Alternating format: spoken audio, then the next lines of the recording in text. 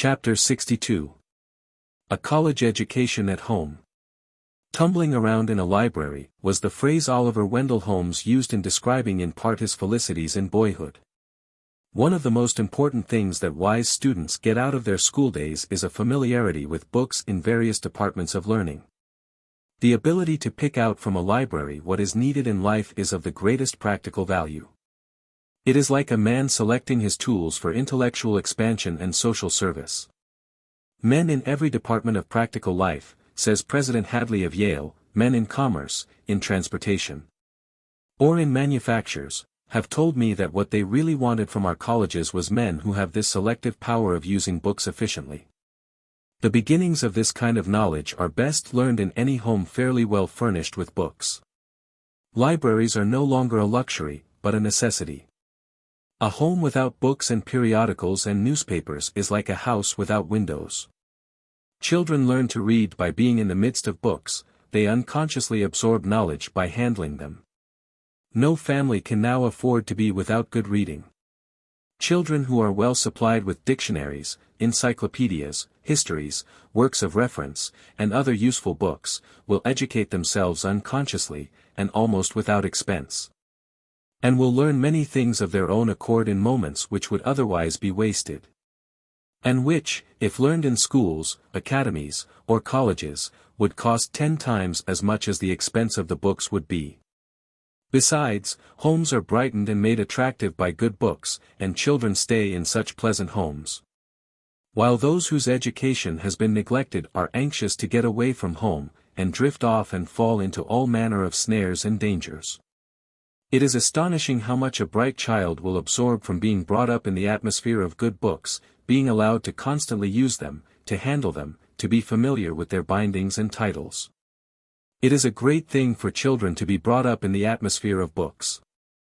Many people never make a mark on a book, never bend down a leaf, or underscore a choice passage. Their libraries are just as clean as the day they bought them, and, often, their minds are just about as clean of information. Don't be afraid to mark your books.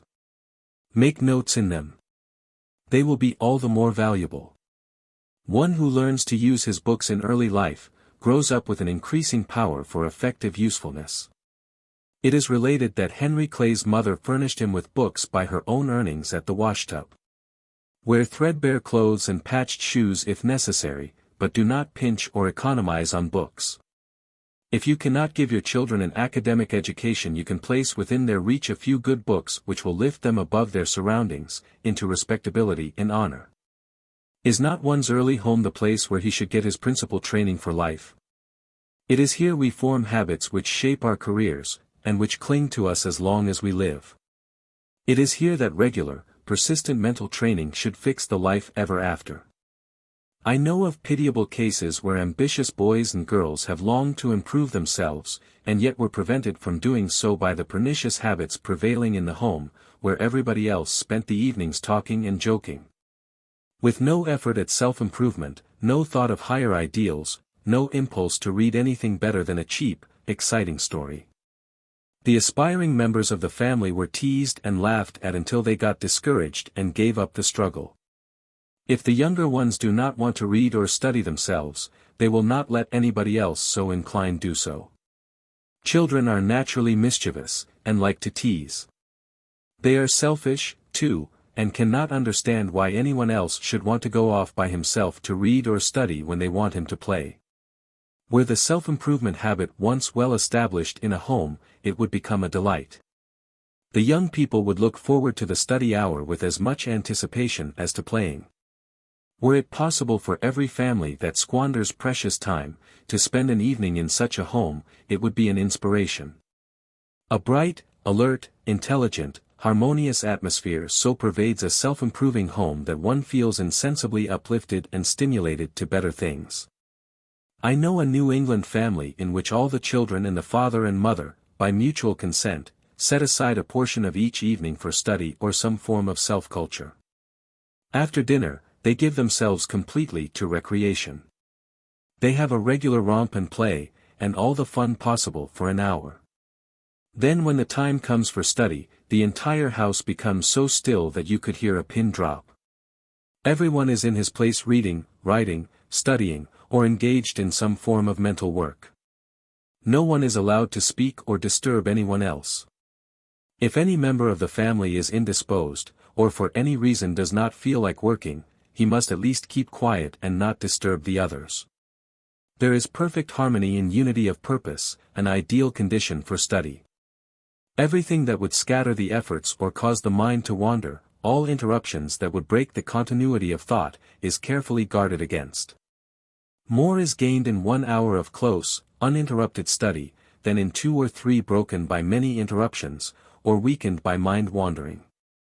Sometimes the habits of a home are revolutionized by the influence of one resolute youth who declares himself, taking a stand and announcing that, as for himself, he does not propose to be a failure. That he is going to take no chances as to his future. The moment he does this, he stands out in strong contrast with the great mass of young people who are throwing away their opportunities and have not grit and stamina enough to do anything worthwhile. The very reputation of always trying to improve yourself in every possible way, of being dead in earnest, will attract the attention of everybody who knows you. And you will get many a recommendation for promotion which never comes to those who make no special effort to climb upward.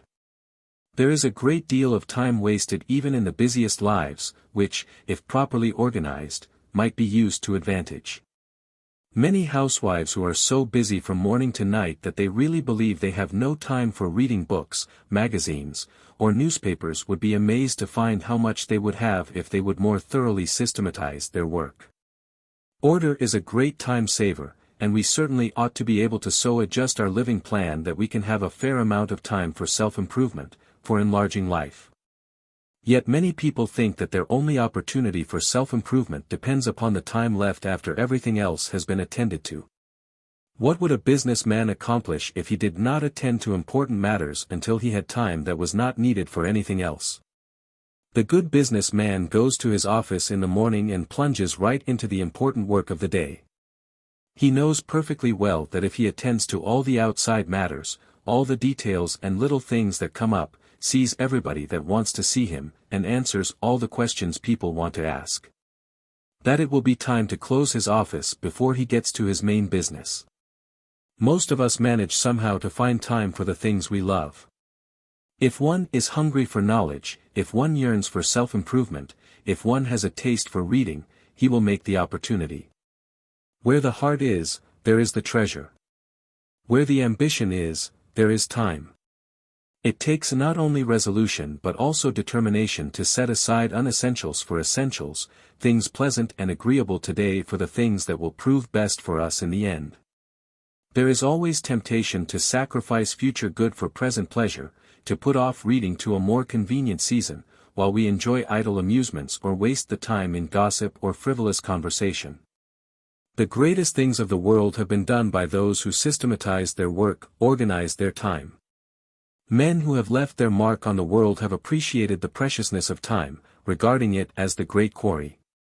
If you want to develop a delightful form of enjoyment, to cultivate a new pleasure, a new sensation which you have never before experienced, begin to read good books, good periodicals, regularly every day.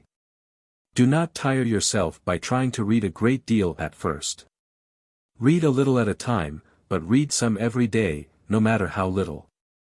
If you are faithful you will soon acquire a taste for reading, the reading habit. And it will, in time, give you infinite satisfaction, unalloyed pleasure. In a gymnasium, one often sees lax, listless people, who, instead of pursuing a systematic course of training to develop all the muscles of the body, flit aimlessly from one thing to another, exercising with pulley weights for a minute or two, taking up dumbbells and throwing them down, swinging once or twice on parallel bars, and so frittering away time and strength. Far better it would be for such people to stay away from a gymnasium altogether, for their lack of purpose and continuity makes them lose rather than gain muscular energy. A man or woman who would gather strength from gymnastic exercise must set about it systematically and with a will. He must put mind and energy into the work, or else continue to have flabby muscles and an undeveloped body. The physical gymnasium differs only in kind from the mental one. Thoroughness and system are as necessary in one as in the other. It is not the tasters of books, not those who sip here and there, who take up one book after another, turn the leaves listlessly and hurry to the end, who strengthen and develop the mind by reading. To get the most from your reading you must read with a purpose. To sit down and pick up a book listlessly, with no aim except to pass away time, is demoralizing. It is much as if an employer were to hire a boy, and tell him he could start when he pleased in the morning, work when he felt like it, rest when he wanted to, and quit when he got tired. Never go to a book you wish to read for a purpose, if you can possibly avoid it, with a tired, jaded mentality. If you do, you will get the same in kind from it. Go to it fresh, vigorous, and with active, never passive, faculties. This practice is a splendid and effective cure for mind wandering, which afflicts so many people, and which is encouraged by the multiplicity of and facility of obtaining reading matter at the present day. What can give greater satisfaction than reading with a purpose, and that consciousness of a broadening mind that follows it, and growth, of expansion, of enriching the life, the consciousness that we are pushing ignorance, bigotry, and whatever clouds the mind and hampers progress a little further away from us. The kind of reading that counts, that makes mental fiber and stamina, is that upon which the mind is concentrated, approaching a book with all one's soul intent upon its contents. How few people ever learn to concentrate their attention. Most of us waste a vast amount of precious time dawdling and idling. We sit or stand over our work without thinking. Our minds are blank much of the time. Passive reading is even more harmful in its effects than desultory reading. It no more strengthens the brain than sitting down in a gymnasium develops the body. The mind remains inactive, in a sort of indolent reverie, wandering here and there, without focusing anywhere. Such reading takes the spring and snap out of the mental faculties, weakens the intellect, and makes the brain torpid and incapable of grappling with great principles and difficult problems. What you get out of a book is not necessarily what the author puts into it, but what you bring to it. If the heart does not lead the head, if the thirst for knowledge, the hunger for a broader and deeper culture, are not the motives for reading, you will not get the most out of a book. But, if your thirsty soul drinks in the writer's thought as the parched soil absorbs rain, then your latent possibilities and the potency of your being, like delayed germs and seeds in the soil, will spring forth into new life. When you read as Macaulay did, as Carlyle did, as Lincoln did, as did every great man who has profited by his reading, with your whole soul absorbed in what you read. With such intense concentration that you will be oblivious of everything else outside of your book. Reading furnishes us only with the materials of knowledge, said John Locke, it is thinking that makes what we read ours. In order to get the most out of books, the reader must be a thinker. The mere acquisition of facts is not the acquisition of power. To fill the mind with knowledge that cannot be made available is like filling our houses with furniture and bric-a-brac until we have no room to move about. Food does not become physical force, brain, or muscle until it has been thoroughly digested and assimilated, and has become an integral part of the blood, brain, and other tissues. Knowledge does not become power until digested and assimilated by the brain, until it has become a part of the mind itself. If you wish to become intellectually strong, after reading with the closest attention, form this habit: frequently close your book and sit and think, or stand and walk and think, but think, contemplate, reflect. Turn what you have read over and over in your mind. It is not yours until you have assimilated it by your thought. When you first read it, it belongs to the author. It is yours only when it becomes an integral part of you. Many people have an idea that if they keep reading everlastingly, if they always have a book in their hands at every leisure moment, they will, of necessity, become full-rounded and well-educated. But they might just as well expect to become athletes by eating at every opportunity. It is even more necessary to think than to read. Thinking, contemplating what we have read, is what digestion and assimilation are to the food. Some of the biggest fools I know are always cramming themselves with knowledge. But they never think. When they get a few minutes leisure they grab a book and go to reading. In other words, they are always eating intellectually, but never digesting their knowledge or assimilating it. I know a young man who has formed such a habit of reading that he is almost never without a book, a magazine, or a paper. He is always reading at home, on the cars, at the railway stations, and he has acquired a vast amount of knowledge.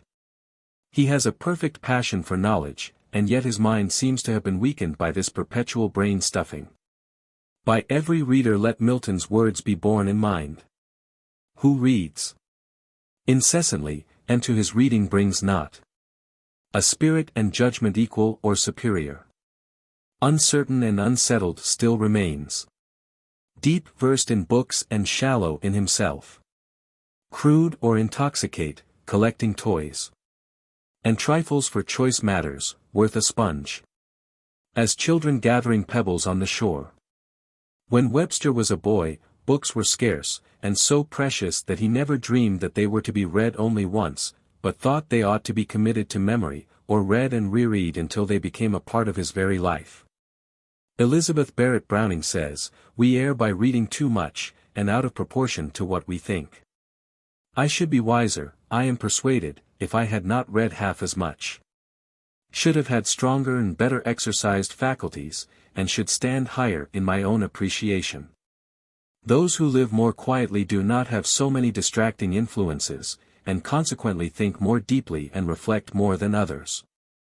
They do not read so much but they are better readers. You should bring your mind to the reading of a book, or to the study of any subject, as you take an axe to the grindstone, not for what you get from the stone, but for the sharpening of the axe. The greatest advantage of books does not always come from what we remember of them, but from their suggestiveness, their character-building power. It is not in the library, but in yourself, says Fr. Gregory, in your self-respect and your consciousness of duty nobly done, that you are to find the fountain of youth, the elixir of life, and all the other things that tend to preserve life's freshness and bloom. It is a grand thing to read a good book, it is a grander thing to live a good life, and in the living of such life is generated the power that defies age and its decadence. It is not the ability, the education, the knowledge that one has that makes the difference between men. The mere possession of knowledge is not always the possession of power. Knowledge which has not become a part of yourself, knowledge which cannot swing into line in an emergency is of little use, and will not save you at the critical moment. To be effective, a man's education must become a part of himself as he goes along. All of it must be worked up into power. A little practical education that has become a part of one's being and is always available, will accomplish more in the world than knowledge far more extensive that cannot be utilized. No one better illustrates what books will do for a man, and what a thinker will do with his books, than Gladstone, who was always far greater than his career.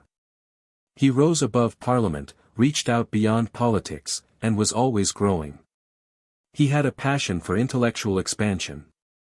His peculiar gifts undoubtedly fitted him for the church, or he would have made a good professor at Oxford or Cambridge.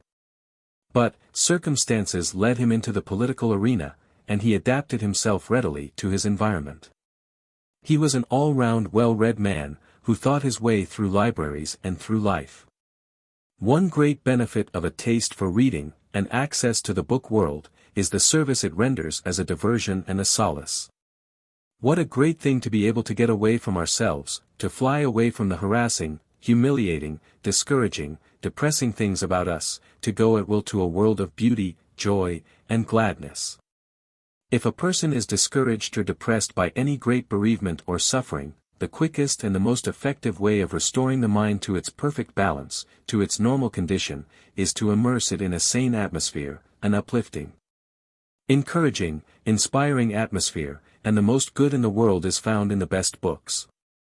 I have known people who were suffering under the most painful mental anguish, from losses and shocks which almost unbalanced their minds, to be completely revolutionized in their mental state by the suggestive power which came from becoming absorbed in a great book. Everywhere we see rich old men sitting around the clubs, smoking, looking out of the windows, lounging around hotels, traveling about, uneasy, dissatisfied, not knowing what to do with themselves. Because they had never prepared for this part of their lives. They put all their energy, ambition, everything into their vocation. I know an old gentleman who has been an exceedingly active businessman. He has kept his finger upon the pulse of events. He has known what has been going on in the world during his whole active career. And he is now as happy and as contented as a child in his retirement, because he has always been a great reader, a great lover of his kind.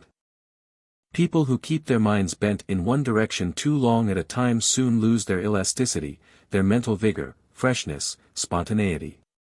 If I were to quote Mr. Dooley, it would be, "Reading is not thinking. Reading is the next thing this side of going to bed for resting the mind." To my own mind, however, I would rather cite that versatile Englishman, Lord Rosebery. In a speech at the opening of a Carnegie Library at West Calder, Midlothian, he made a characteristic utterance upon the value of books, saying in substance, "There is, however, one case in which books are certainly an end in themselves. And that is to refresh and to recruit after fatigue. When the object is to refresh and to exalt, to lose the cares of this world in the world of imagination, then the book is more than a means. It is an end in itself. It refreshes, exalts, and inspires the man. From any work, manual or intellectual, the man with a happy taste for books comes in tired and soured and falls into the arms of some great author, who raises him from the ground and takes him into a new heaven and a new earth, where he forgets his bruises and rests his limbs, and he returns to the world a fresh and happy man. Who, asks Professor Atkinson, can overestimate the value of good books, those strips of thought, as Bacon so finely calls them, voyaging through seas of time, and carrying their precious freight so safely from generation to generation? Here are finest minds giving us the best wisdom of present and past ages, here are the intellects gifted far beyond ours, ready to give us the results of lifetimes of patient thought, imaginations open to the beauty of the universe. The lover of good books can never be very lonely, and, no matter where he is, he can always find pleasant and profitable occupation and the best of society when he quits work. Who can ever be grateful enough for the art of printing? Grateful enough to the famous authors who have put their best thoughts where we can enjoy them at will? There are some advantages of intercourse with great minds through their books over meeting them in person. The best of them live in their books, while their disagreeable peculiarities, their idiosyncrasies, their objectionable traits are eliminated. In their books we find the authors at their best. Their thoughts are selected, winnowed in their books. Book friends are always at our service, never annoy us, rasp or nettle us. No matter how nervous, tired, or discouraged one may be, they are always soothing, stimulating, uplifting. We may call up the greatest writer in the middle of the night when we cannot sleep, and he is just as glad to see us as at any other time. We are not excluded from any nook or corner in the great literary world. We can visit the most celebrated people that ever lived without an appointment, without influence, without the necessity of dressing or of observing any rules of etiquette. We can drop in upon a Milton, a Shakespeare, an Emerson, a Longfellow, a Whittier without a moment's notice and receive the warmest welcome. You get into society, in the widest sense, says Geeky, in a great library, with the huge advantage of needing no introductions, and not dreading repulses. From that great crowd you can choose what companions you please, for in the silent levees of the immortals there is no pride, but the highest is at the service of the lowest, with a grand humility. You may speak freely with any, without a thought of your inferiority, for books are perfectly well bred, and hurt no one's feelings by any discriminations. It is not the number of books, says Professor William Matthews, which a young man reads that makes him intelligent and well informed, but the number of well-chosen ones that he has mastered. So that every valuable thought in them is a familiar friend. It is only when books have been read and reread with ever-deepening delight, that they are clasped to the heart, and become what Macaulay found them to be, the old friends who are never found with new faces. Who are the same to us in our wealth and in our poverty, in our glory and in our obscurity. No one gets into the inmost heart of a beautiful poem, a great history, a book of delicate humor, or a volume of exquisite essays, by reading it once or twice. He must have its precious thoughts and illustrations stored in the treasure house of memory, and brood over them in the hours of leisure. A book may be a perpetual companion. Friends come and go, but the book may beguile all experiences and enchant all hours. The first time, says Goldsmith, that I read an excellent book, it is to me just as if I had gained a new friend. When I read over a book I have perused before, it resembles the meeting with an old one. No matter how poor I am, says William Ellery Channing, no matter though the prosperous of my own time will not enter my obscure dwelling. If the sacred writers will enter and take up their abode under my roof, if Milton will cross my threshold to sing to me of paradise, and Shakespeare to open to me the worlds of imagination and the workings of the human heart, I shall not pine for want of intellectual companionship, though excluded from what is called the best society in the place where I live. Books, says Milton, do preserve as in a vial, the purest efficacy and extraction of that living intellect that bred them. A good book is the precious life-blood of a master spirit, embalmed and treasured up on purpose to a life beyond life. A book is good company, said Henry Ward Beecher. It comes to your longing with full instruction, but pursues you never. It is not offended at your absent-mindedness, nor jealous if you turn to other pleasures, of leaf, or dress, or mineral, or even of books. It silently serves the soul without recompense, not even for the hire of love. And yet more noble, it seems to pass from itself, and to enter the memory, and to hover in a silvery transformation there, until the outward book is but a body and its soul and spirit are flown to you, and possess your memory like a spirit. Chapter 63. Discrimination in Reading. A few books well read, and an intelligent choice of those few, these are the fundamentals for self-education by reading. If only a few well chosen, it is better to avail yourself of choices others have already made, old books, the standard works tested by many generations of readers. If only a few, let them be books of highest character and established fame. Such books are easily found even in small public libraries. For the purpose of this chapter, which is to aid in forming a taste for reading, there should be no confusion of choice by naming too many books of one author. If you read one and like it, you can easily find another. It is a cardinal rule that if you do not like a book, do not read it. What another likes, you may not. Any book list is suggestive, it can be binding only on those who prize it. Like attracts like. Did you ever think that the thing you are looking for is looking for you, that it is the very law of affinities to get together? If you are coarse in your tastes, vicious in your tendencies, you do not have to work very hard to find coarse vicious books, they are seeking you by the very law of attraction. One's taste for reading is much like his taste for food. Dull books are to be avoided, as one refuses food disagreeable to him, to someone else the book may not be dull, nor the food disagreeable. Whole nations may eat cabbage, or stale fish, while I like neither. Ultimately, therefore, every reader must make his own selection, and find the book that finds him. Anyone not a random reader will soon select a short shelf of books that he may like better than a longer shelf that exactly suits someone else. Either will be a shelf of good books, neither a shelf of the best books, since if best for you or me, they may not be best for everybody. A most learned man in India, in turning the leaves of a book, as he read, felt a little prick in his finger. A tiny snake dropped out and wriggled out of sight. The pundit's finger began to swell, then his arm, and in an hour, he was dead.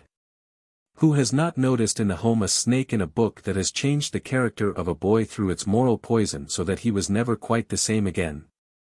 How well did Carlyle divide books into sheep and goats? It is probable that the careers of the majority of criminals in our prisons today might have been vastly different if the character of their reading when young had been different, had it been uplifting, wholesome, instead of degrading. Christian Endeavor, Clark read a notice conspicuously posted in a large city: all boys should read the wonderful story of the Desperado brothers of the Western Plains, whose strange and thrilling adventures of successful robbery and murder have never before been equaled. Price 5 cents. The next morning, Dr. Clark read in a newspaper of that city that 7 boys had been arrested for burglary, and 4 stores broken into by the gang. One of the ringleaders was only 10 years old. At their trial, it appeared that each had invested 5 cents in the story of border crime.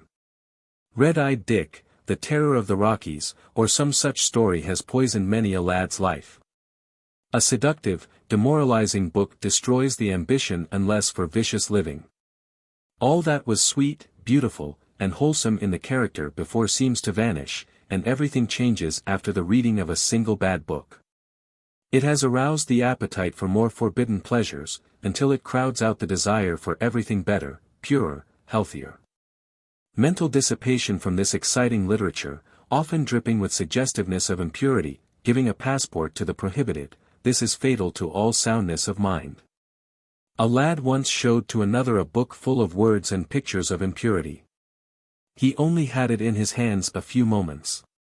Later in life he held high office in the church, and years afterward told a friend that he would have given half he possessed had he never seen it. Light, flashy stories, with no intention in them, seriously injured the mind of a brilliant young lady I once knew. Like the drug fiend whose brain has been stupefied, her brain became completely demoralized by constant mental dissipation. Familiarity with the bad ruins the taste for the good. Her ambition and ideas of life became completely changed. Her only enjoyment was the excitement of her imagination through vicious books. Nothing else will more quickly injure a good mind than familiarity with the frivolous, the superficial. Even though they may not be actually vicious, the reading of books which are not true to life, which carry home no great lesson, teach no sane or healthful philosophy, but are merely written to excite the passions, to stimulate a morbid curiosity, will ruin the best of minds in a very short time. It tends to destroy the ideals and to ruin the taste for all good reading. Read, read, read all you can. But never read a bad book or a poor book. Life is too short, time too precious, to spend it in reading anything but the best. Any book is bad for you, the reading of which takes away your desire for a better one. Many people still hold that it is a bad thing for the young to read works of fiction. They believe that young minds get a moral twist from reading that which they know is not true, the descriptions of mere imaginary heroes and heroines, and of things which never happened. Now, this is a very narrow, limited view of a big question. These people do not understand the office of the imagination. They do not realize that many of the fictitious heroes and heroines that live in our minds, even from childhood's days, are much more real in their influence on our lives than some of those that exist in flesh and blood. Dickens' marvelous characters seem more real to us than any we have ever met. They have followed millions of people from childhood to old age, and influenced their whole lives for good. Many of us would look upon it as a great calamity to have these characters of fiction blotted out of our memory and their influence taken out of our lives. Readers are sometimes so wrought up by a good work of fiction, their minds are raised to such a pitch of courage and daring, all their faculties so sharpened and braced, their whole nature so stimulated, that they can for the time being attempt and accomplish things which were impossible to them without the stimulus. This, it seems to me, is one of the great values of fiction. If it is good and elevating, it is a splendid exercise of all the mental and moral faculties, it increases courage, it rouses enthusiasm. It sweeps the brain ash off the mind, and actually strengthens its ability to grasp new principles and to grapple with the difficulties of life. Many a discouraged soul has been refreshed, reinvigorated, has taken on new life by the reading of a good romance. I recall a bit of fiction, called The Magic Story, which has helped thousands of discouraged souls, given them new hope, new life, when they were ready to give up the struggle. The reading of good fiction is a splendid imagination exerciser and builder. It stimulates it by suggestions, powerfully increases its picturing capacity, and keeps it fresh and vigorous and wholesome, and a wholesome imagination plays a very great part in every sane and worthy life. It makes it possible for us to shut out the most disagreeable past, to shut out at will all hideous memories of our mistakes, failures, and misfortunes. It helps us to forget our trouble and sorrows, and to slip at will into a new, fresh world of our own making, a world which we can make as beautiful, as sublime, as we wish. The imagination is a wonderful substitute for wealth, luxuries, and for material things. No matter how poor we may be, or how unfortunate, we may be bedridden even, we can by its aid travel round the world, visit its greatest cities, and create the most beautiful things for ourselves. Sir John Herschel tells an amusing anecdote illustrating the pleasure derived from a book, not assuredly of the first order. In a certain village the blacksmith had got hold of Richardson's novel, Pamela, or Virtue Rewarded, and used to sit on his anvil in the long summer evenings and read it aloud to a large and attentive audience. It is by no means a short book, but they fairly listened to it all. At length, when the happy turn of fortune arrived, which brings the hero and heroine together, and sets them living long and happily according to the most approved rules, the congregation were so delighted as to raise a great shout, and, procuring the church keys, actually set the parish bells ringing. "It all comes back to us now," said the brilliant editor of the Interior not long ago, that winter evening in the old home. "The curtains are down, the fire is sending out a cheerful warmth and the shaded lamps diffusing a well-tempered radiance. The lad of 15 is bent over a borrowed volume of sea tales. For hours he reads on, oblivious of all surroundings, until parental attention is drawn toward him by the unusual silence. The boy is seen to be trembling from head to foot with suppressed excitement. A fatherly hand is laid upon the volume, closing it firmly, and the edict is spoken, no more novels for 5 years. And the lad goes off to bed, half glad, half grieved, wondering whether he has found fetters or achieved freedom. In truth he had received both. For that indiscriminating command forbade to him during a formative period of his life works which would have kindled his imagination, enriched his fancy, and heightened his power of expression. But if it closed to him the garden of Hesperides, it also saved him from a possible descent to the inferno. It made heroes of history, not demigods of mythology, his companions, and reserved to maturer years those excursions in the literature of the imagination which may lead a young man up to heaven or as easily drag him down to hell. The boy who is permitted to saturate his mind with stories of battle, murder, and sudden death, is fitting himself, as the records of our juvenile courts show, for the penitentiary or perhaps the gallows.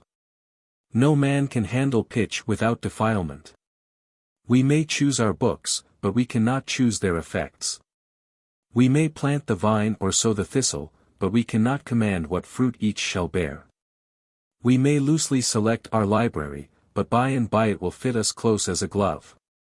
There was never such a demand for fiction as now, and never larger opportunities for its usefulness. Nothing has such an attraction for life as life. But what the heart craves is not life as it is. It is life as it ought to be. We want not the feeble but the forceful, not the commonplace but the transcendent. Nobody objects to the purpose novel except those who object to the purpose. Dealing as it does in the hands of a great master, with the grandest passions, the most tender emotions, the divinest hopes, it can portray all these spiritual forces in their majestic sweep and uplift. And as a matter of history, we have seen the novel achieve in a single generation the task at which the homily had labored ineffectively for 100 years. Realizing this, it is safe to say that there is not a theory of the philosopher, a hope of the reformer, or a prayer of the saint which does not eventually take form in a story. The novel has wings, while logic plods with a staff. In the hour it takes the metaphysician to define his premises, the storyteller has reached the goal, and after him tumbles the crowd tumultuous. With the assistance of Reverend Drive E. P. Tenney, I venture upon the following lists of books in various lines of reading. Fiction. The Arabian Nights Entertainment. Stories from the Arabian Nights, Riverside School Library, contains many of the more famous stories. 50c. Irving Batchelder's, Transcriber's Note, Bachelor. Eben Holden, is a good book. 400,000 copies were sold. J. M. Barrie's Little Minister, A Story of Scottish Life, is very bright reading. Bunyan's Pilgrim's Progress, is one of the most famous of allegories. Cervantes' Don Quixote is so widely known that any well-read man should know it. Its humor never grows old. Ralph Connor's 3 books, The Man from Glengarry, Black Rock, and The Sky Pilot, have sold 400,000 copies. Of George W. Cable's books, The Cavalier, and Old Creole Days, are among the best. Dinah Mulock Craik's John Halifax, Gentleman, is of rare merit. C. E. Craddock's pseudonym, In the Tennessee Mountains, is entertaining. A powerful story of mountain life. Of F. Marion Crawford's stories, among the best are Mr. Isaacs, and A Roman Singer. Alexander Dumas, Count of Monte Cristo, transcriber's note, Cristo, is a world-famous romance. Of George Eliot, Silas Marner, is the best of the short stories, and Romola, the best of the long. Adam Bede ranks barely second to Silas Marner. Charlotte Bronte's Jane Eyre remains a classic among earlier English novels. Edward Everett Hale's Man Without a Country will be read as long as the American flag flies. Hawthorne's Mosses from an Old Manse are stories of unique interest, and The Scarlet Letter is known to all well-read people. Of Rudyard Kipling, read Kim, and The Man Who Would Be King. Pierre Lodi's Iceland Fisherman is translated by A. F. de Koven. McClurg, $1. Weir Mitchell's Hugh Wynne sold 125,000 copies. Thomas Nelson Page's Gordon Keith sold 200,000 copies. If you read only one of Walter Scott's novels, take Ivanhoe, or The Talisman. 5 more of those most read are likely to follow. Henryk Sienkiewicz's Quo Vadis is most notable. Robert L. Stevenson's Treasure Island, and Dr. Jekyll and Mr. Hyde, and The Merry Men and Other Tales, are fair examples of the charm and insight of this author. He who reads Frank Stockton's Rudder Grange is likely to read more of this author's books. Mrs. H. B. Stowe's Uncle Tom's Cabin is still one of the great stories of the world. Of Mark Twain, Huckleberry Finn, The Innocents Abroad, and The Story of Joan of Arc are representative volumes. Miss Warner's Wide, Wide World is unique in American fiction. John Watson's Beside the Bonnie Briar Bush sold 200,000 copies in America. Lew Wallace's Ben-Hur is the greatest of scriptural romances. 38 books by 28 authors. It would have been easier to name 100 authors and 200 books. I will add from The Critic a list whose sales have reached 6 figures. Books of Everyday Life. David Harum, by Westcott. 727,000. Mrs. Whigs of the Cabbage Patch, by Alice Hegan Rice 345,000. The Virginian, by Owen Wister. 250,000. Lovey Mary, by Alice Hegan Rice. 188,000. The Bird's Christmas Carol, by Mrs. Wiggin. 100,000. The Story of Patsy, by Mrs. Wiggin. 100,000. The Leopard Spots, by Thomas G. Dixon, Jr. 125,000. Romantic. Richard Carvel, by Winston Churchill. 400,000. The Crisis, by Winston Churchill. 400,000. Graustark, by G. B. McCutcheon. 300,000. The Eternal City, by Hull Caine. 175,000. Dorothy Vernon, by Charles Major. 150,000. The Manxman, by Hull Caine. 113,000. When Knighthood Was in Flower, by Charles Major. 400,000. To Have and to Hold, by Miss Johnston. 300,000. Audrey, by Miss Johnston. 165,000. The Helmet of Navarre, by Bertha Runkle. 100,000. Chapter 64. Reading a Spur to Ambition. The great use in reading is for self-discovery. Inspirational, character-making, life-shaping books are the main thing. Cotton Mather's essay To Do Good influenced the whole career of Benjamin Franklin. There are books that have raised the ideals and materially influenced entire nations. Who can estimate the value of books that spur ambition, that awaken slumbering possibilities? Are we ambitious to associate with people who inspire us to nobler deeds? Let us then read uplifting books, which stir us to make the most of ourselves. We all know how completely changed we sometimes are after reading a book which has taken a strong, vigorous hold upon us. Thousands of people have found themselves through the reading of some book, which has opened the door within them and given them the first glimpse of their possibilities. I know men and women whose whole lives have been molded, the entire trend of their careers completely changed, uplifted beyond their dreams by the books they have read. When Senator Petters of Alabama went to California on horseback in 1849, he took with him a Bible, Shakespeare, and Burns's poems. He said that those books read and thought about, on the Great Plains, forever after spoiled him for reading poorer books. The silence, the solitude, he said, and the strange flickering light of the camp fire, seemed to bring out the tremendous significance of those great books, and I treasure them today as my choicest possessions. Marshall Field and other proprietors of the great business houses of Chicago petitioned the school authorities for improved instruction along moral lines, affirming that the boys needed religious ideas to make them more reliable in business affairs. It has been said by President White of Cornell that, the great thing needed to be taught in this country is truth, simple ethics, the distinction between right and wrong. Stress should be laid upon what is best in biography, upon noble deeds and sacrifices, especially those which show that the greatest man is not the greatest orator, or the tricky politician. They are a curse. What we need is noble men. National loss comes as the penalty for frivolous boyhood and girlhood, that gains no moral stamina from wholesome books.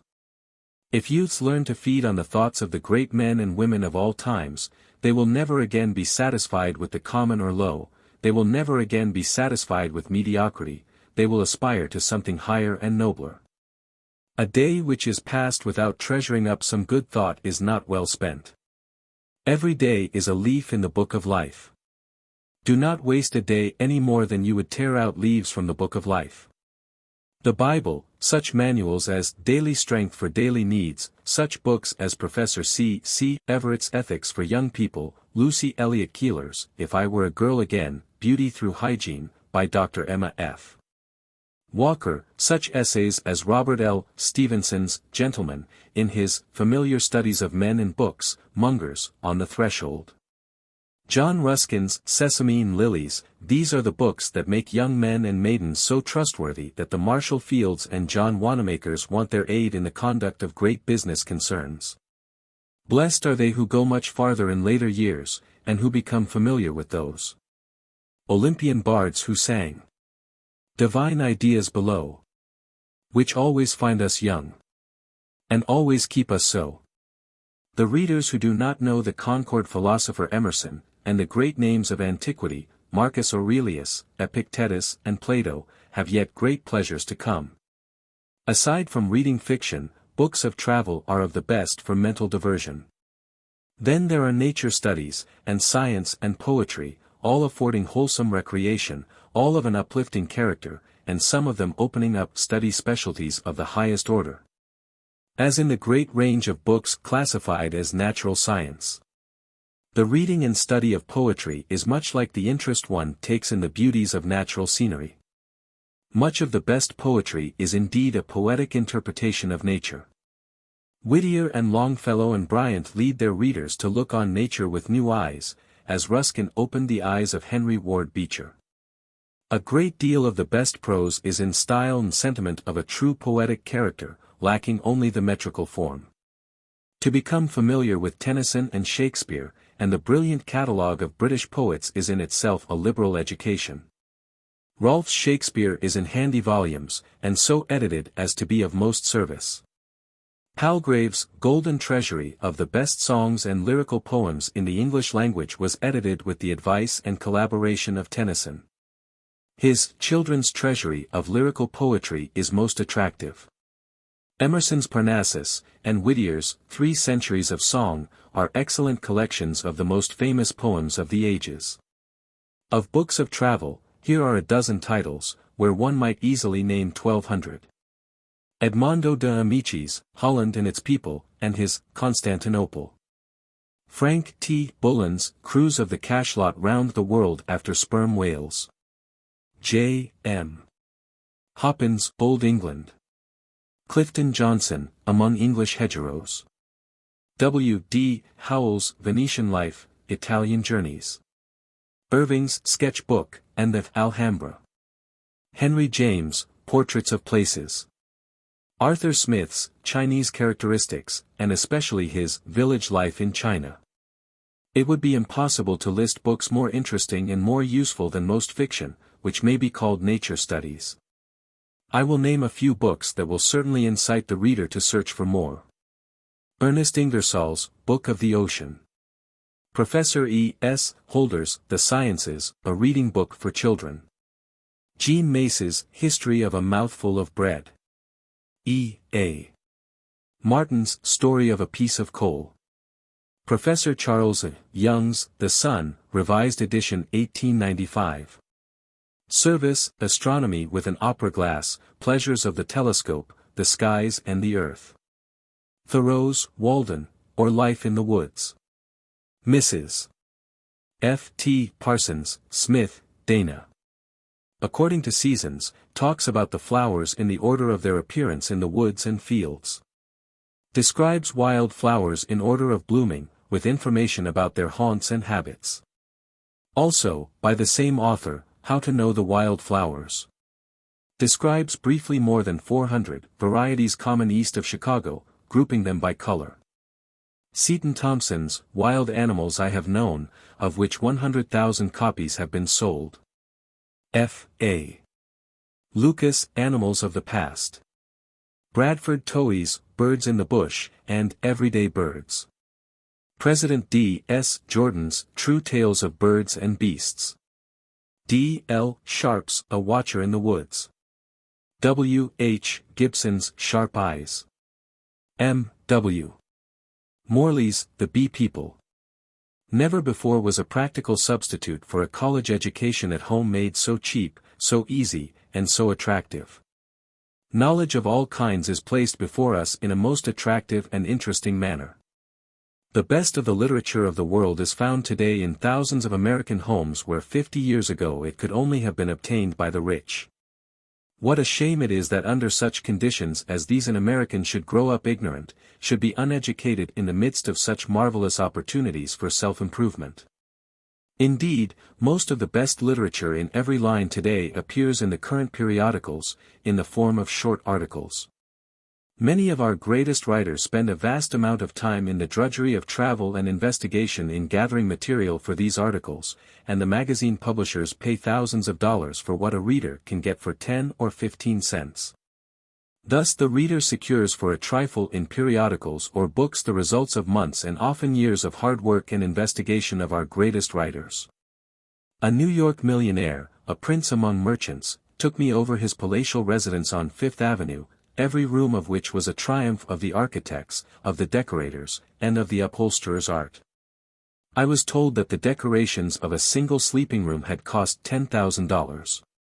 On the walls were paintings secured at fabulous prices, and about the rooms were pieces of massive and costly furniture, and draperies representing a small fortune, and carpets on which it seemed almost sacrilege to tread covered the floors.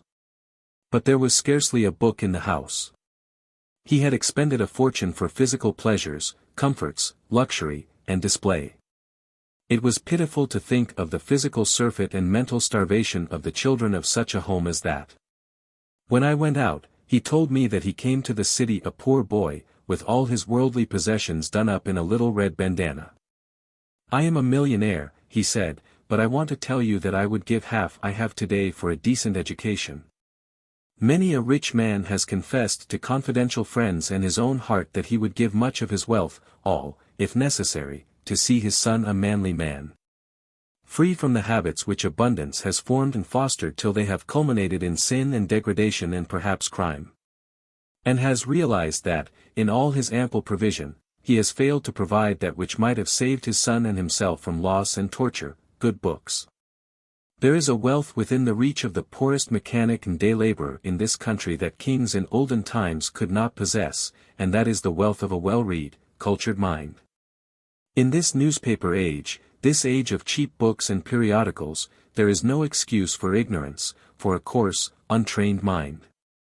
Today no one is so handicapped, if he have health and the use of his faculties, that he cannot possess himself of wealth that will enrich his whole life, and enable him to converse and mingle with the most cultured people. No one is so poor but that it is possible for him to lay hold of that which will broaden his mind, which will inform and improve him, and lift him out of the brute stage of existence into their godlike realm of knowledge. No entertainment is so cheap as reading, says Mary Wortley Montagu, nor any pleasure so lasting. Good books elevate the character, purify the taste, take the attractiveness out of low pleasures, and lift us upon a higher plane of thinking and living. A great part of what the British spend on books, says Sir John Lubbock, they save in prisons and police. It seems like a miracle that the poorest boy can converse freely with the greatest philosophers and scientists, statesmen, warriors, authors of all time with little expense.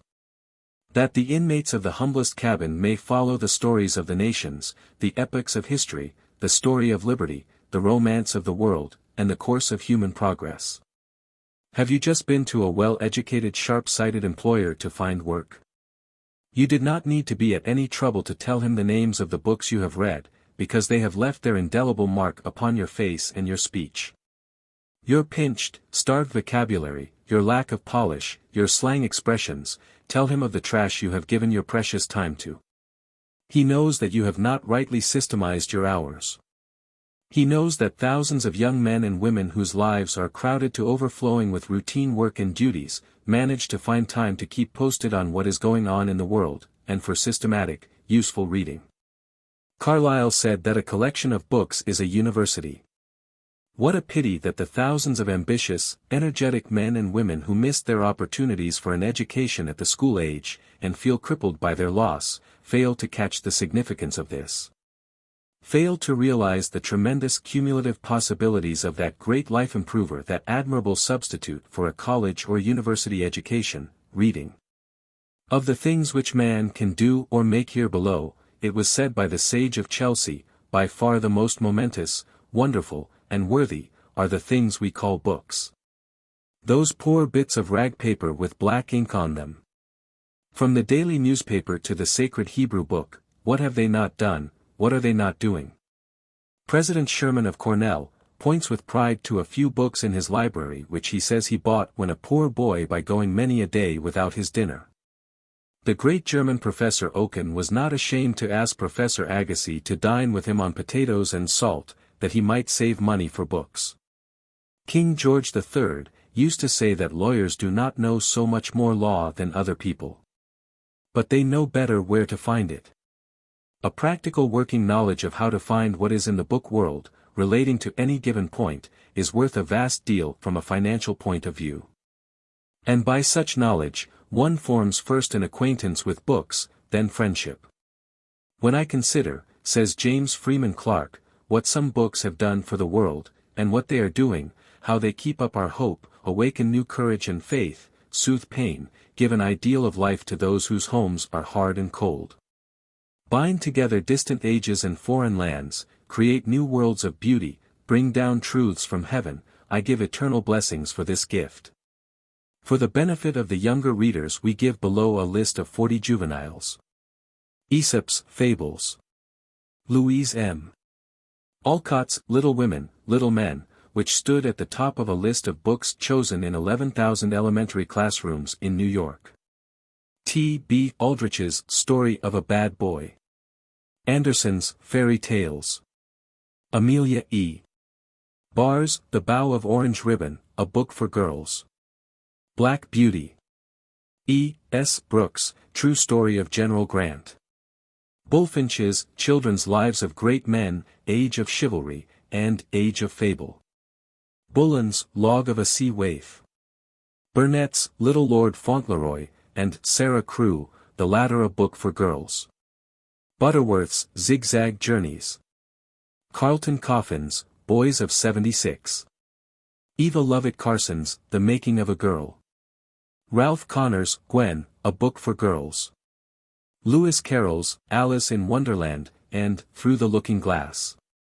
Dana's 2 Years Before the Mast. De Amison's Coeur, which has sold 200,000 in Italy. Defoe's Robinson Crusoe. Mary Mapes Dodge, Hans Brinker, or The Silver Skates, Life in Holland. Eugene Field's A Little Book of Profitable Tales. It has sold 200,000 copies. Grimm's Fairy Tales. Haberton's Helen's Babies. E. E. Hale's Boy Heroes. Chandler Harris's Little Mr. Thimblefinger and His Queer Country, What the Children Saw and Heard There. Fantastic tale interweaving Negro animal stories and other Georgia folklore with modern inventions. Mr. Rabbit at Home. Sequel to Little Mr. Thimblefinger and His Queer Country. Animal stories told to children. Charles Kingsley's Water Babies. Kipling's Jungle Books, which have sold 175,000 copies. Knox's Boy Travelers. Lanier's Boy Froissart, and Boy's King Arthur. Edward Lear's Nonsense Books. Maybe's Norse Stories. Samuel's From the Forecastle to the Cabin. The experiences of the author who ran away from home and shipped as cabin boy.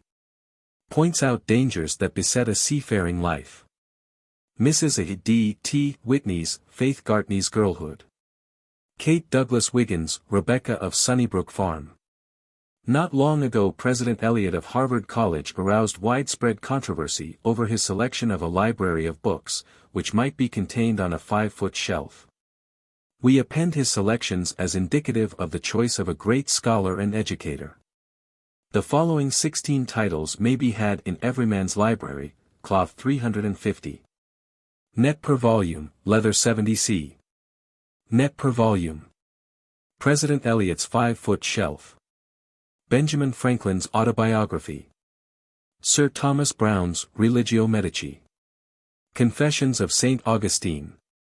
Shelley's The Cenci, contained in Volume 2 of the Complete Works.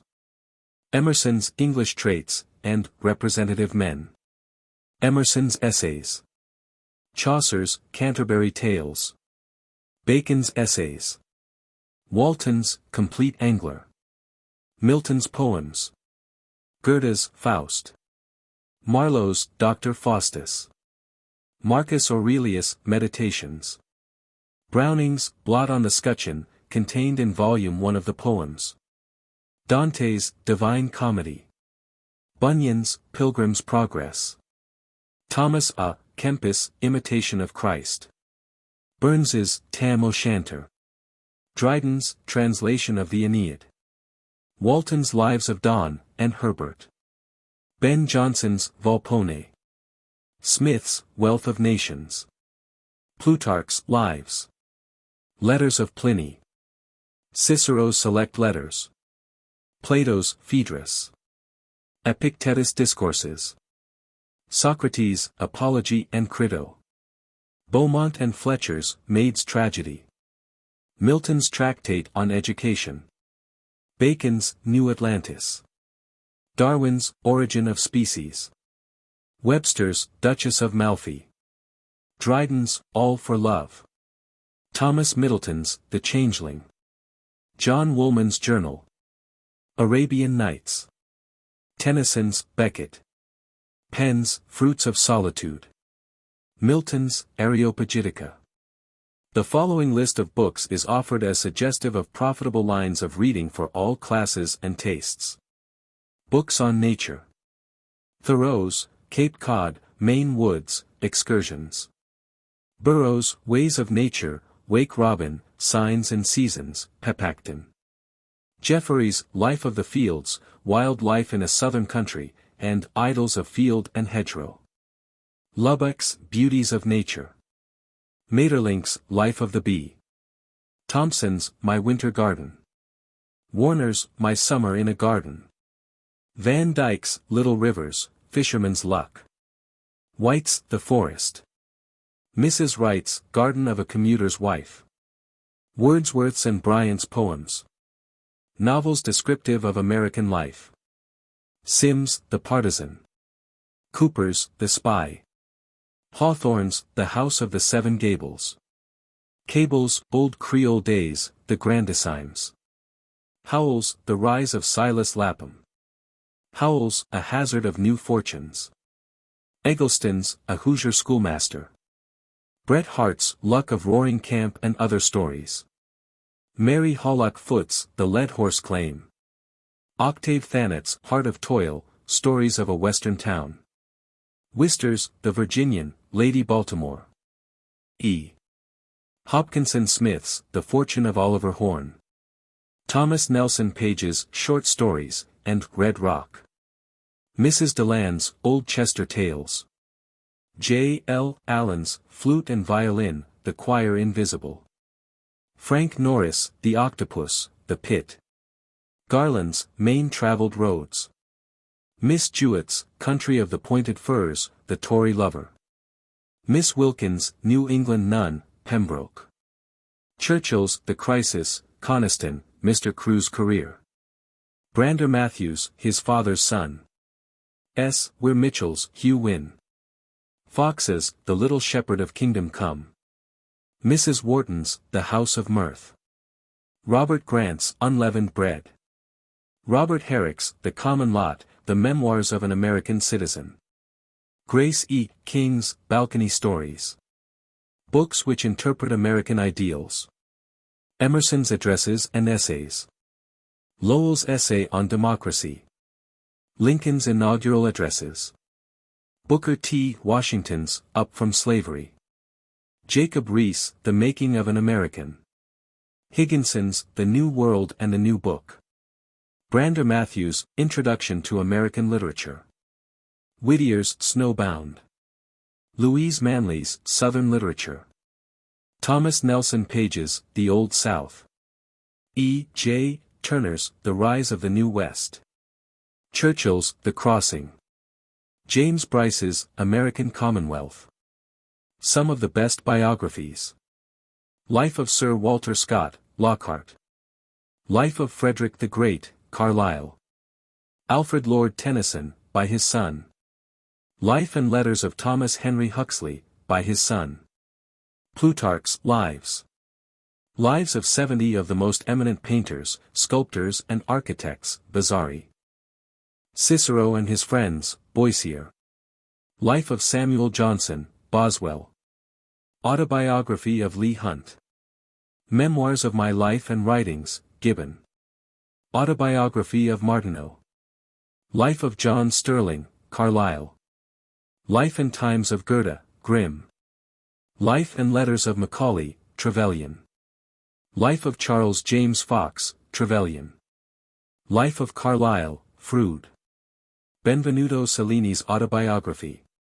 Boswell's Johnson. Trevelyan's Life of Macaulay. Carlyle's Frederick the Great. Stanley's Thomas Arnold. Hughes' Alfred the Great. Mrs. Kingsley's Charles Kingsley. Lounsbury's Cooper. Greenslet's Lowell and Aldrich. Mims' Sidney Lanier. Wister's 7 Ages of Washington. Grant's Autobiography. Morley's Chatham. Harrison's Cromwell. W. Clark Russell's Nelson. Morse's Benjamin Franklin. 24 American Biographies. Abraham Lincoln, Schurz. Life of George Washington, Irving. Charles Eliot, Landscape Architect, Eliot. Nathaniel Hawthorne and his wife, Hawthorne. Henry Wadsworth Longfellow, Higginson. James Russell Lowell, Greenslet. Life of Francis Parkman, Farnham. Edgar Allan Poe, Woodbury. Autobiography of Joseph Jefferson. Walt Whitman, Perry. Life and Letters of Whittier, Pickard. James Russell Lowell and his friends, Hale. George Washington, Wilson. Autobiography of Benjamin Franklin. Story of My Life, Helen Keller. Autobiography of a Journalist, Stillman. Autobiography of 70 Years, Hoare. Life of Thomas Bailey Aldrich, Greenslet. Life of Alice Freeman Palmer, Palmer. Personal Memoirs, Grant. Memoirs, Sherman. Memoirs of Ralph Waldo Emerson, Cabot. Sidney Lanier, Mims. Life of J. Fenimore Cooper, Lounsbury. The books enumerated have been selected as examples of the best in their respective classes. Even those books of fiction chosen, primarily, for entertainment, are instructive and educational. Whether the reader's taste runs to history, biography, travel, nature study, or fiction, he may select any one of the books named in these respective classifications and be assured of possessing a volume worthy of reading and ownership. It is the author's hope and desire that the list of books he has given, limited as it is, may prove of value to those seeking self-education, and that the books may encourage the disheartened, stimulate ambition, and serve as stepping stones to higher ideals and nobler purposes in life. Chapter 65. Why Some Succeed and Others Fail. Life's highway is strewn with failures, just as the sea bed is strewn with wrecks. A large percentage of those who embark in commercial undertakings fail, according to the records of commercial agencies. Why do men fail? Why do adventures into business, happily launched, terminate in disastrous wreck? Why do the few succeed and the many fail? Some failures are relative and not absolute. A partial success is achieved, a success that goes limping along through life, but the goal of ambition is unreached, the heart's desire unattained. There are so many elements that enter into business that it is impossible to more than indicate them. Health, natural aptitude, temperament, disposition, a right start and in the right place, hereditary traits, good judgment, common sense, level-headedness, etc., are all factors which enter into one's chance of success in life. The best we can do in one chapter is to hang out the red flag over the dangerous places. To chart the rocks and shoals, whereon multitudes of vessels, which left the port of youth with flying colors, favoring breezes and every promise of a successful voyage, have been wrecked and lost. The lack of self-confidence and lack of faith in one's ideas in one's mission in life have caused innumerable failures. People who don't get on and who don't know why, do not realize the power of trifles to mar a career, what little things are killing their business or injuring their profession, do not realize how little things injure their credit. Such as the lack of promptness in paying bills, or meeting a note at the bank.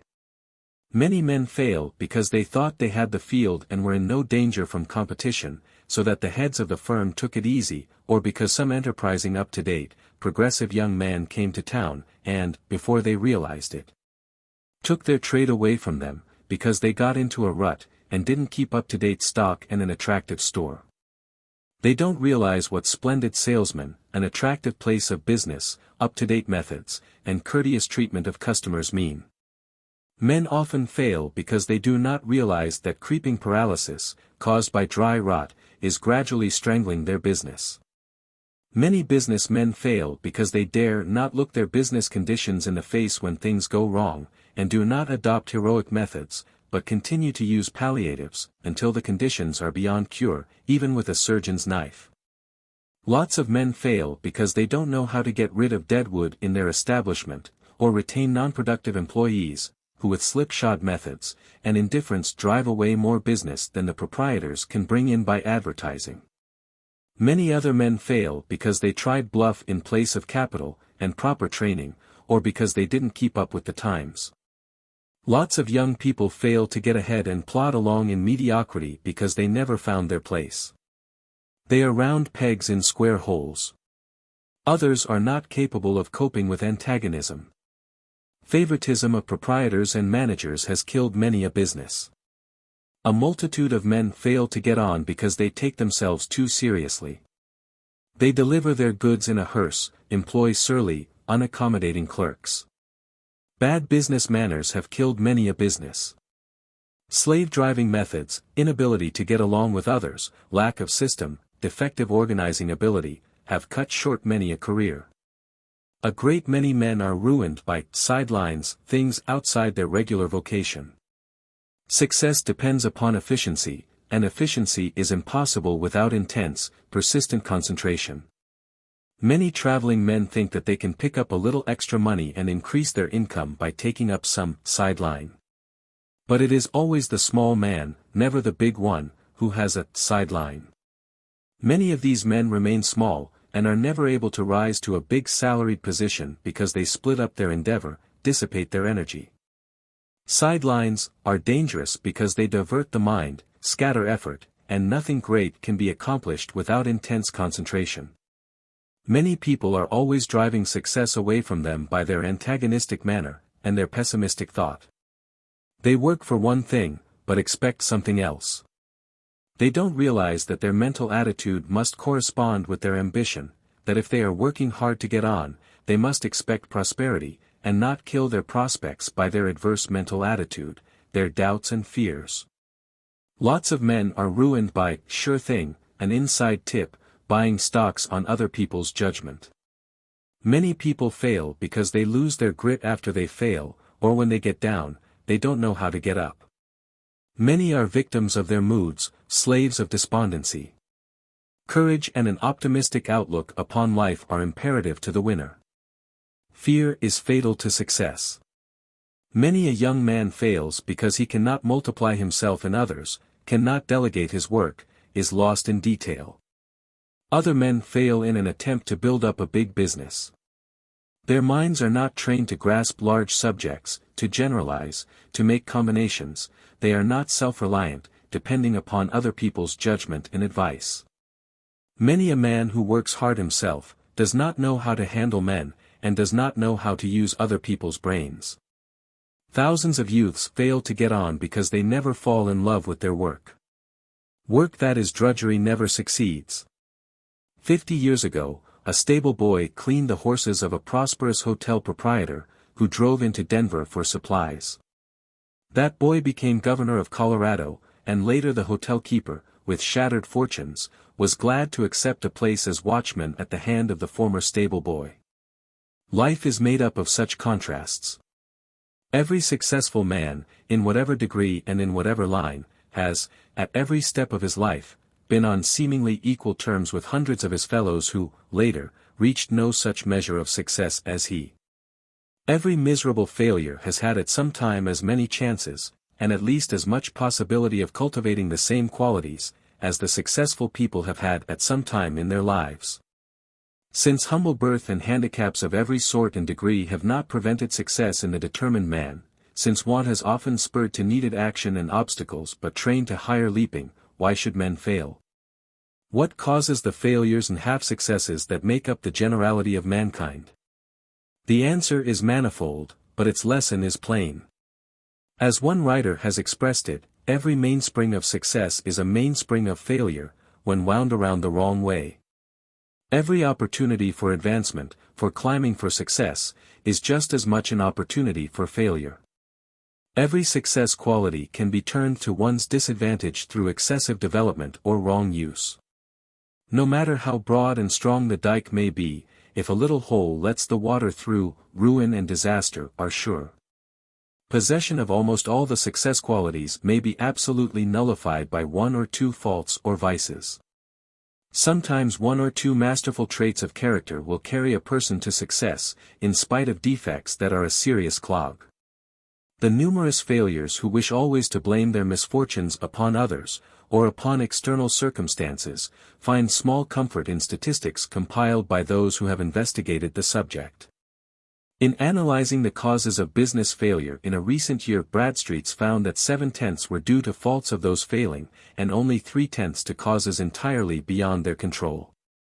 Faults causing failure, with percent of failures caused by each, are given as follows: incompetence, 19%, inexperience, 7.8%, lack of capital, 30.3%, unwise granting of credit, 3.6%, speculation, 2.3%. It may be explained that lack of capital really means attempting to do too much with inadequate capital. This is a purely commercial analysis of purely commercial success. Character delinquencies must be read between the lines. 40 successful men were induced, not long ago, to answer in detail the question, what, in your observation, are the chief causes of the failure in life of business or professional men? The causes attributed by these representative men were as follows: bad habits, bad judgment, bad luck, bad associates, carelessness of details, constant assuming of unjustifiable risks, desire to become rich too fast, drinking, dishonest dealings. Desire of retrenchment, dislike to say no at the proper time, disregard of the golden rule, drifting with the tide, expensive habits of life, extravagance, envy, failure to appreciate one's surroundings, failure to grasp one's opportunities. Frequent changes from one business to another, fooling away of time in pursuit of a so-called good time, gambling, inattention, incompetent assistance, incompetency, indolence, jealousy. Lack of attention to business, of application, of adaptation, of ambition, of business methods, of capital, of conservatism, of close attention to business, of confidence in self, of careful accounting, of careful observation, of definite purpose, of discipline in early life, of discernment of character, of enterprise, of energy, of economy, of faithfulness, of faith in one's calling, of industry, of integrity, of judgment, of knowledge of business requirements, of manly character, of natural ability, of perseverance, of pure principles, of proper courtesy toward people, of purpose, of pluck, of promptness in meeting business engagements, of system.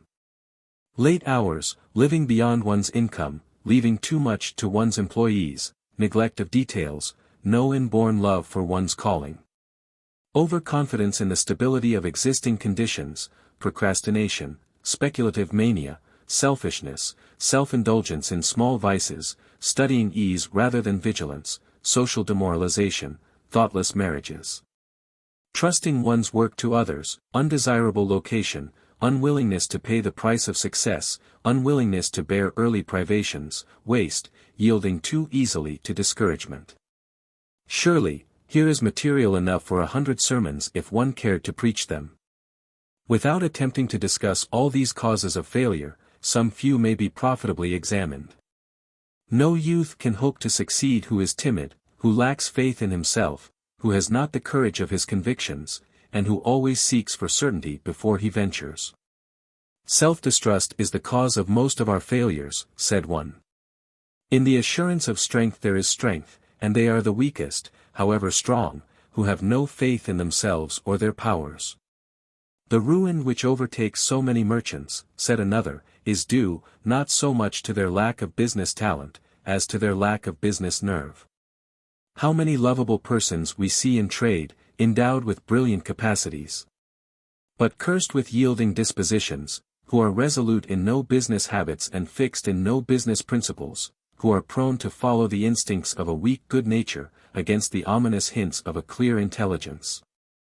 Now obliging this friend by endorsing an unsafe note, and then pleasing that neighbor by sharing his risk in a hopeless speculation, and who, after all the capital they have earned by their industry and sagacity has been sunk in benevolent attempts to assist blundering or plundering incapacity, are doomed, in their bankruptcy, to be the mark of bitter taunts from growling creditors and insolent pity from a gossiping public. Scattering one's forces has killed many a man's success.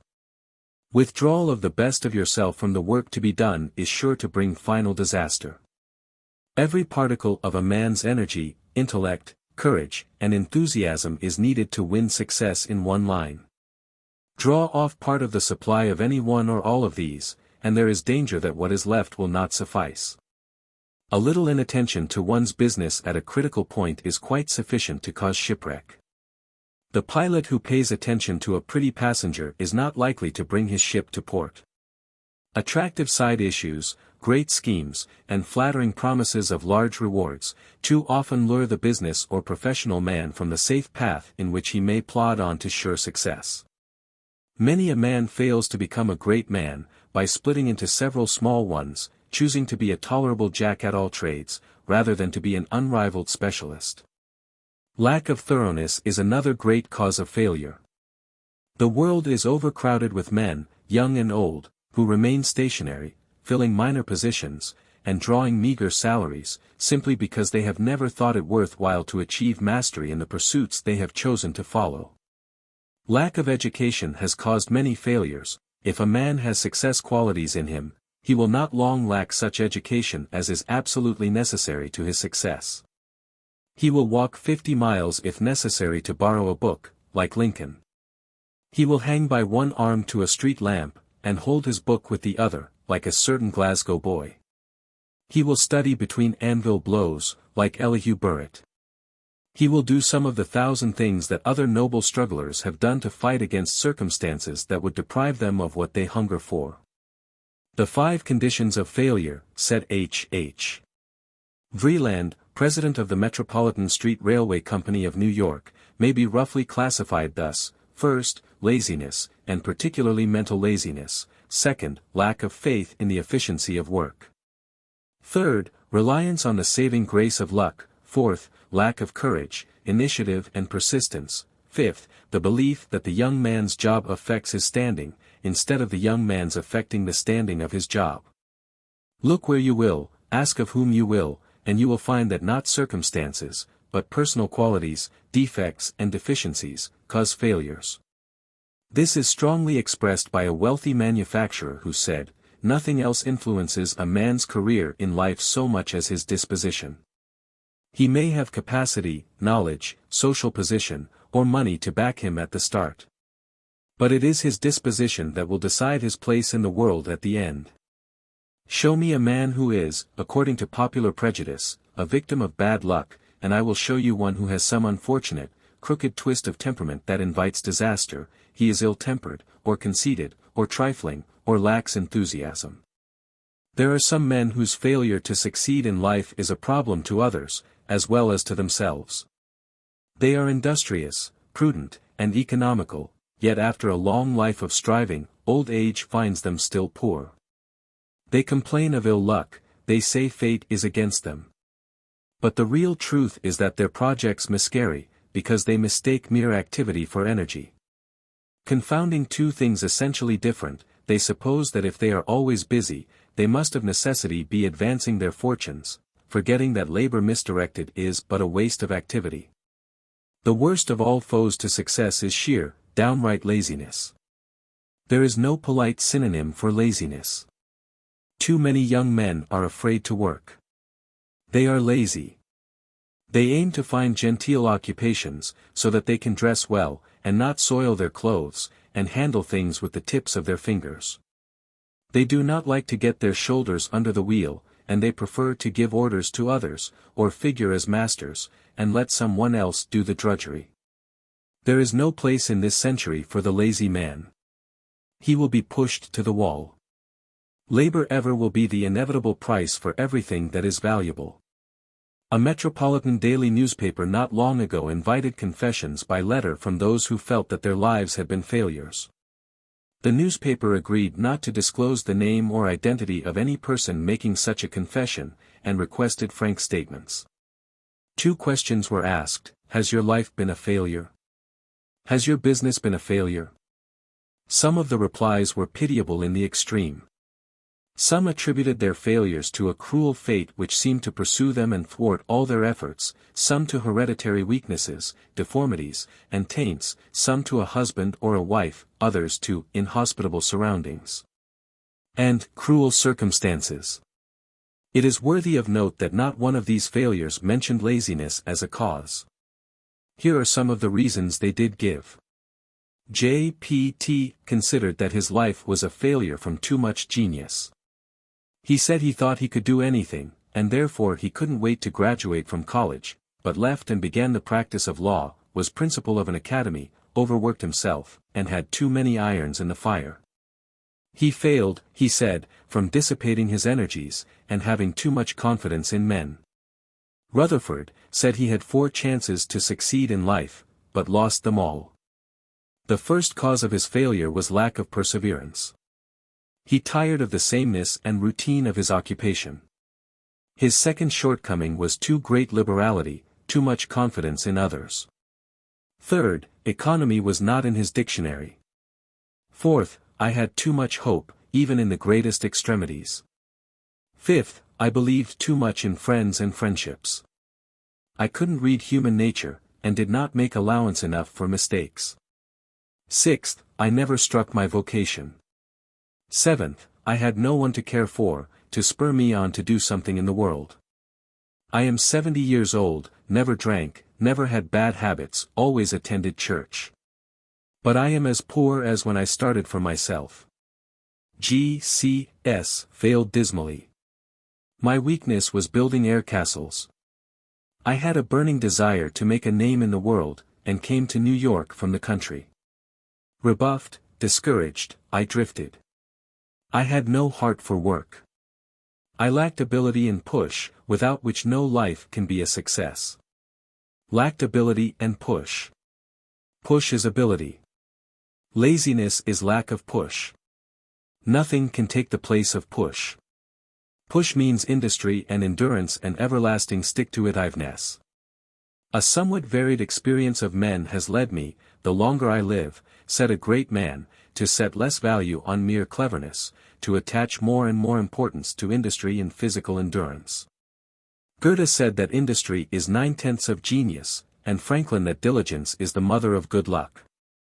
1,000 other tongues and pens have lauded work. Idleness and shiftlessness may be set down as causing a large part of the failures of the world.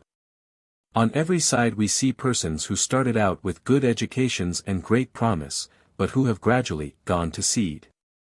Their early ambition oozed out, their early ideals gradually dropped to lower standards.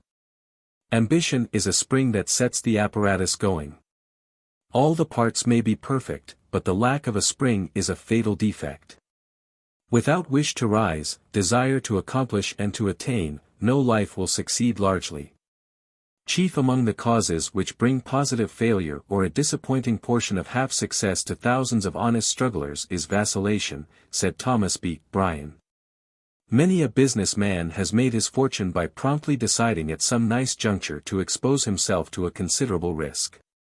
Yet many failures are caused by ill-advised changes and causeless vacillation of purpose. The vacillating man, however strong in other respects, is always pushed aside in the race of life by the determined man, the decisive man, who knows what he wants to do and does it. Even brains must give way to decision. One could almost say that no life ever failed that was steadfastly devoted to one aim, if that aim were not in itself unworthy. I am a great believer in a college education, but a great many college graduates have made failures of their lives who might have succeeded had they not gone to college, because they depended upon theoretical, impractical knowledge to help them on, and were not willing to begin at the bottom after graduation. On every hand we see men who did well in college, but who do very poorly in life. They stood high in their classes, were conscientious, hard workers, but somehow when they get out into life, they do not seem able to catch on. They are not practical. It would be hard to tell why they never get ahead, but there seems to be something lacking in their makeup, some screw loose somewhere. These brilliant graduates, but indifferently successful men, are often enigmas to themselves. They don't understand why they don't get on. There is no doubt that ill health is often the cause of failure, but this is often due to a wrong mental attitude, wrong thinking. The pessimistic, discouraged mental attitude is very injurious to good health. Worry, fear, anxiety, jealousy, extreme selfishness, poison the system, so that it does not perform its functions perfectly, and will cause much ill health. A complete reversal of the mental attitude would bring robust health to multitudes of those who suffer from poor health. If people would only think right, and live right, ill health would be very rare. A wrong mental attitude is the cause of a large part of physical weakness, disease, and suffering. It has been said that the two chief factors of success are industry and health. But the history of human triumphs over difficulties shows that the sick, the crippled, the deformed, have often outrun the strong and hailed to the goal of success, in spite of tremendous physical handicaps. Many such instances are cited in other chapters of this volume. Where men have built an abiding success, industry and perseverance have proven the foundation stone of their great achievements. Every man may lay this foundation and build on it for himself. Whatever a man's natural advantages may be, great or small, industry and perseverance are his, if he chooses. By the exercise of these qualities he may rise, as others have done, to success, if like Pallas he labors and endures and waits. And what he cannot find creates. When is success a failure? When you are doing the lower while the higher is possible. When you are not a cleaner, finer, larger man on account of your life work. When you live only to eat, drink, have a good time, and accumulate money. When you do not carry a higher wealth in your character than in your pocketbook. When your highest brain cells have been crowded out of business by greed. When it has made conscience an accuser, and shut the sunlight out of your life. When all sympathy has been crushed out by selfish devotion to your vocation. When the attainment of your ambition has blighted the aspirations and crushed the hopes of others. When you plead that you never had time to cultivate your friendships, politeness, or good manners. When you have lost on your way your self-respect, your courage, your self-control, or any other quality of manhood. When you do not overtop your vocation, when you are not greater as a man than as a lawyer, a merchant, a physician, or a scientist. When you have lived a double life and practiced double dealing. When it has made you a physical wreck, a victim of nerves and moods. When the hunger for more money, more land, more houses and bonds has grown to be your dominant passion. When it has dwarfed you mentally and morally, and robbed you of the spontaneity and enthusiasm of youth. When it has hardened you to the needs and sufferings of others, and made you a scorner of the poor and unfortunate. When there is a dishonest or a deceitful dollar in your possession, when your fortune spells the ruin of widows and orphans, or the crushing of the opportunities of others. When your absorption in your work has made you practically a stranger to your family. When you go on the principle of getting all you can and giving as little as possible in return. When your greed for money has darkened and cramped your wife's life, and deprived her of self-expression, of needed rest and recreation, or amusement of any kind. When the nervous irritability engendered by constant work, without relaxation, has made you a brute in your home and a nuisance to those who work for you. When you rob those who work for you of what is justly their due, and then pose as a philanthropist by contributing a small fraction of your unjust gains to some charity or to the endowment of some public institution. Chapter 66. Rich without money. Let others plead for pensions. I can be rich without money, by endeavoring to be superior to everything poor. I would have my services to my country unstained by any interested motive. Lord Collingwood. I ought not to allow any man, because he has broad lands, to feel that he is rich in my presence. I ought to make him feel that I can do without his riches, that I cannot be bought, neither by comfort, neither by pride, and although I be utterly penniless, and receiving bread from him, that he is the poor man beside me. Emerson. He is richest who is content with the least, for content is the wealth of nature. Socrates. My crown is in my heart, not on my head. Nor decked with diamonds and Indian stones. Nor to be seen, my crown is called content. A crown it is, that seldom kings enjoy. Shakespeare. Many a man is rich without money. Thousands of men with nothing in their pockets are rich. A man born with a good, sound constitution, a good stomach, a good heart and good limbs, and a pretty good headpiece is rich. Good bones are better than gold, tough muscles than silver, and nerves that carry energy to every function are better than houses and land. Heart life, soul life, hope, joy, and love, are true riches, said Beecher. Why should I scramble and struggle to get possession of a little portion of this earth? This is my world now, why should I envy others its mere legal possession? It belongs to him who can see it, enjoy it. I need not envy the so-called owners of estates in Boston or New York.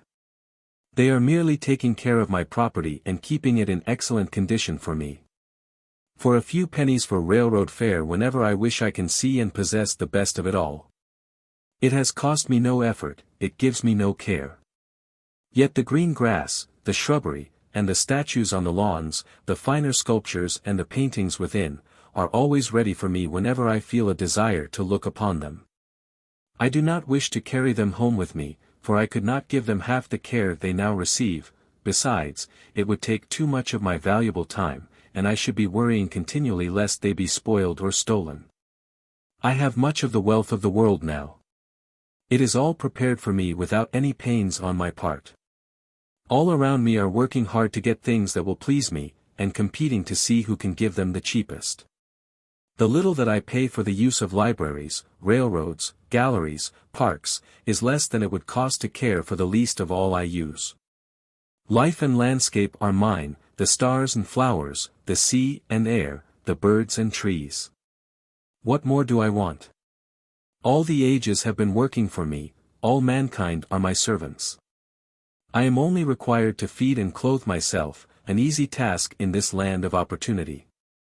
A millionaire pays a big fortune for a gallery of paintings, and some poor boy or girl comes in, with open mind and poetic fancy, and carries away a treasure of beauty which the owner never saw.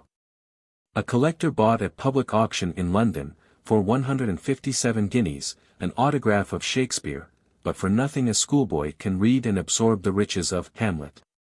Want is a growing giant whom the coat of Have was never large enough to cover.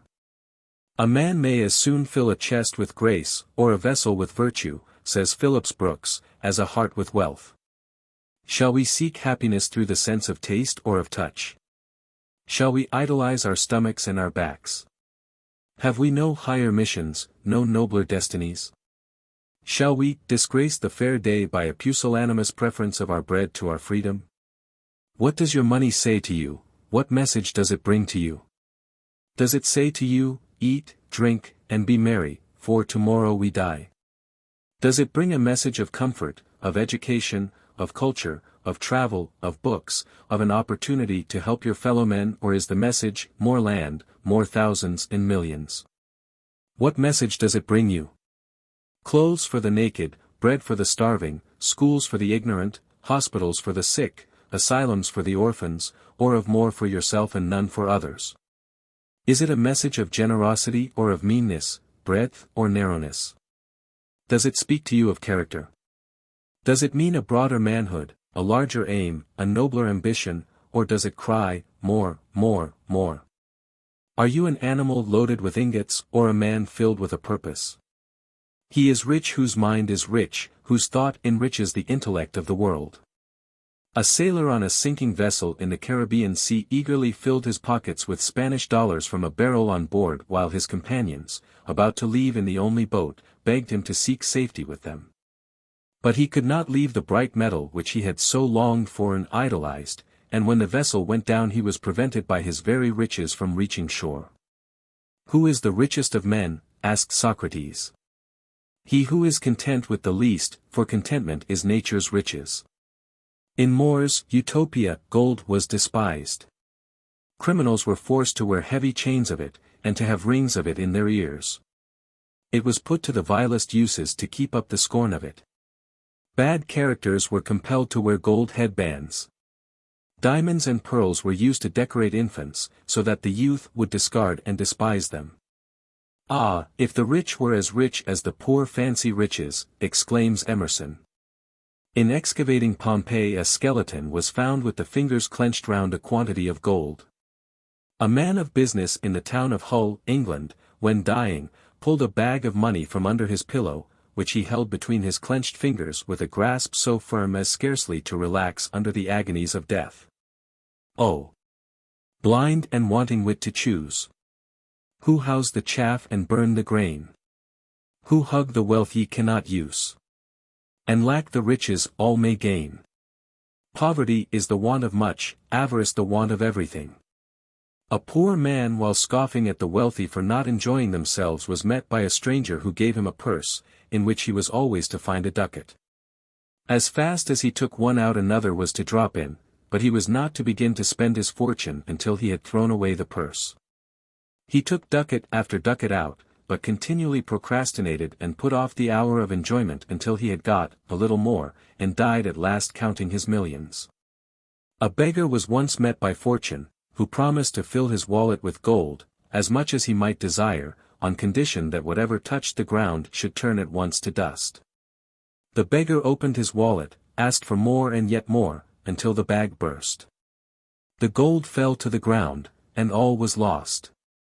When the steamer Central America was about to sink, the stewardess, having collected all the gold she could from the staterooms, and tied it in her apron, jumped for the last boat leaving the steamer. She missed her aim, fell into the water and the gold carried her down head first. Franklin said money never made a man happy yet, there is nothing in its nature to produce happiness. The more a man has, the more he wants. Instead of filling a vacuum, it makes one. A great bank account can never make a man rich. It is the mind that makes the body rich. No man is rich, however much money or land he may possess, who has a poor heart. If that is poor, he is poor indeed, though he own and rule kingdoms. He is rich or poor according to what he is, not according to what he has. Some men are rich in health, in constant cheerfulness, in a mercurial temperament which floats them over troubles and trials enough to sink a shipload of ordinary men. Others are rich in disposition, family, and friends. There are some men so amiable that everybody loves them, so cheerful that they carry an atmosphere of jollity about them. The human body is packed full of marvelous devices, of wonderful contrivances, of infinite possibilities for the happiness and enrichment of the individual.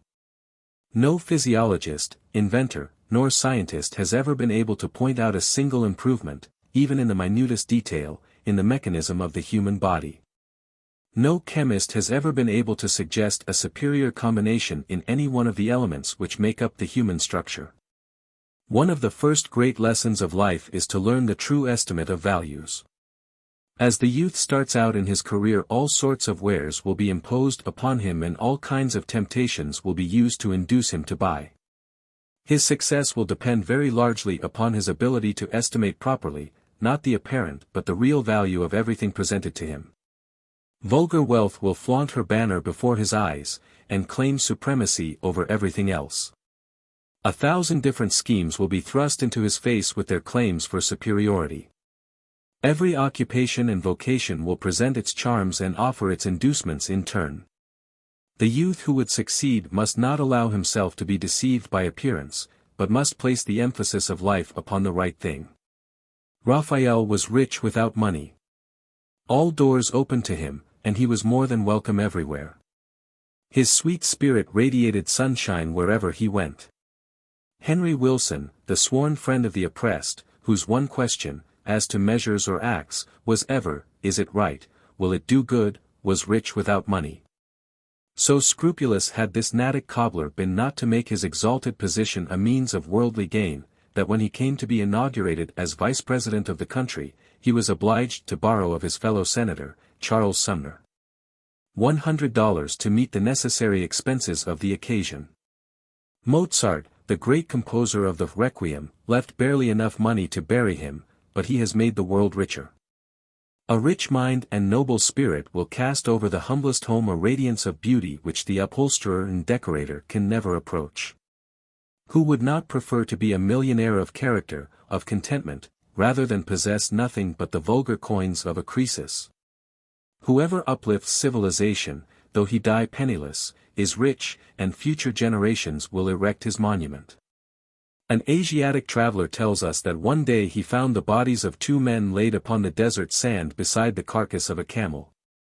They had evidently died from thirst, and yet around the waist of each was a large store of jewels of different kinds, which they had doubtless been crossing the desert to sell in the markets of Persia.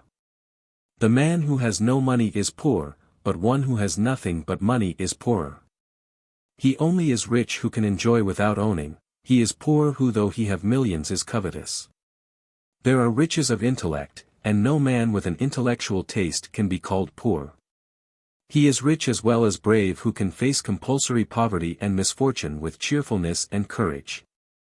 We can so educate the will power that it will focus the thoughts upon the bright side of things, and upon objects which elevate the soul, thus forming a habit of happiness and goodness which will make us rich. The habit of making the best of everything and of always looking on the bright side is a fortune in itself. He is rich who values a good name above gold. Among the ancient Greeks and Romans honor was more sought after than wealth. Rome was imperial Rome no more when the imperial purple became an article of traffic. Diogenes was captured by pirates and sold as a slave.